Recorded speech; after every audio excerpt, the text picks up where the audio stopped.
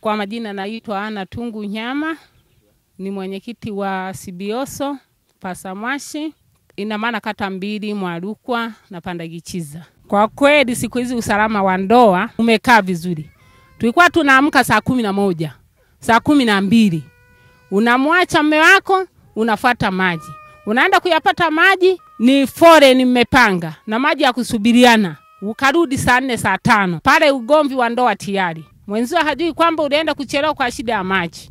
Lakini sasa hivi kwa kweli ndoa zetu ziko imara. Kwa majina naitwa Maria Paulo Mbogo, mkaaji wa kijiji cha Butungwa, kata ya Bupigi. Yaani mababa walikuwa wanakazirika sana, walikuwa wanasema mbona unaenda kuchota maji mpaka masa mengi hivi? Unasema hivi, maji ya shida. Yaani walikuwa wanaona kama tumechepuka wanawake. Kero sasa hivi hamna, imeisha, tumeshukuru. Kwa jina naitwa Suzana Mwanzalima Mayala.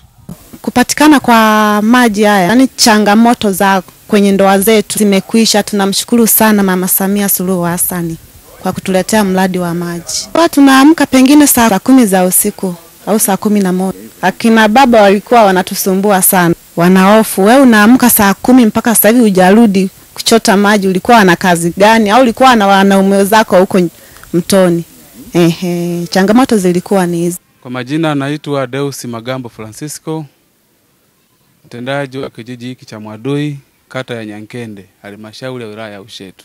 Ile ahadi ya kumtoa mwanamke ndoo kichwani nchi nzima, na sisi Mwadui ni miongoni mwa watu ambao sasa kina mama hawabebi tena ndoo kichwani. 90% migogoro ya ndoa imepungua, kwa sababu hii migogoro ilikuwa inatokeza anapoamka mama saa 8 za usiku ama saa 9 kutafuta maji. Baadhi ya kina baba walikuwa waamini kwamba wake zao waenda kwenda kutafuta maji. Baada ya maji kupatikana, kwa sasa hii migogoro haipo. Kwa jina naitwa Sungwa Masesa Halaja. Wasifa ni mwenyekiti wa kitongoji cha Ishikija. Hali za ndoa sasa hivi, wakati ule kesi za ndoa zilikuwa nyingi. Maji yalikuwa ya kufuata mbali.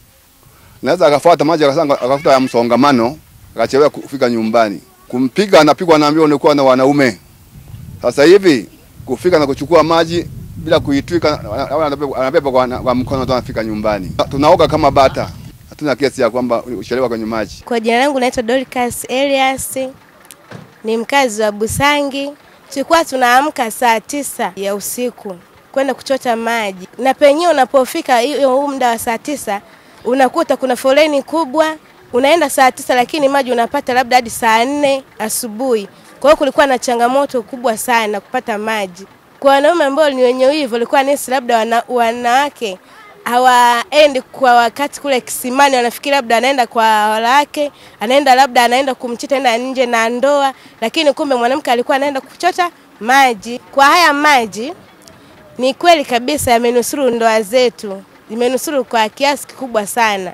Kwa sasa hivi hiyo hali haipo. Tunapata maji kwa wakati, maji yanapatikana kwa wingi. Kwa majina naitwa Laurencia Kusamba Mahudi, kazi wa hapa Ilogi Njia Panda. Yaani kwa ufupi niseme hivi, mpaka sasa hivi kwanza naishi kwa amani sana. Na kwa raha katika ndoa yangu na familia kulingana na maji. Sihangaiki kufuata mabwawani, yaani ni mwendo wa maji tu, kushindwa kuoga au uzembe na uchafu.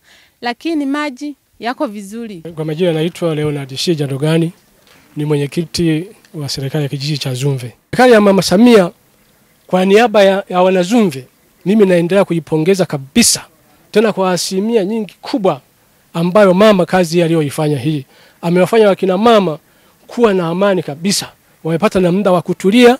Anaamka mama badala ya kuamka saa 9 usiku kufuata maji, anaamka kwa muda mzuri, asubuhi njema anafuata kuchukua maji katika mazingira ambayo ni karibu. Kwa jina naitwa Bundini Matthew Mungo, ni afisa mtendaji wa kijiji cha Ishinablandi. Kwanza nianze kwa kuishukuru sana serikali ya Jamhuri ya Muungano wa Tanzania ambayo inaongozwa na mama yetu Jemedari mkuu wa majeshi Mheshimiwa Samia Suluhu Hassan. Kwa kweli serikali anaongoza vizuri sana na amekuwa kiongozi ambao kwa kweli ni wa mfano. Maana kabla ya mradi huu wananchi wa Ishinablandi walikuwa wanateseka sana juu ya maji. Maana maji walikuwa wanayapata mtoni kule wanaenda kukumbana na maafisi, wanachangia maji na maafisi kule mitoni.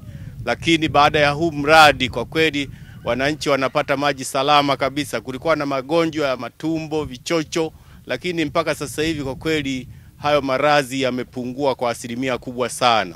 Maana wanapata maji safi na salama ya kupitia mradi huu wa RUWASA ambao ulitufikia mahali hapa. Kwa majina naitwa Sadala Malongo, mjumbe wa kamati ya maji.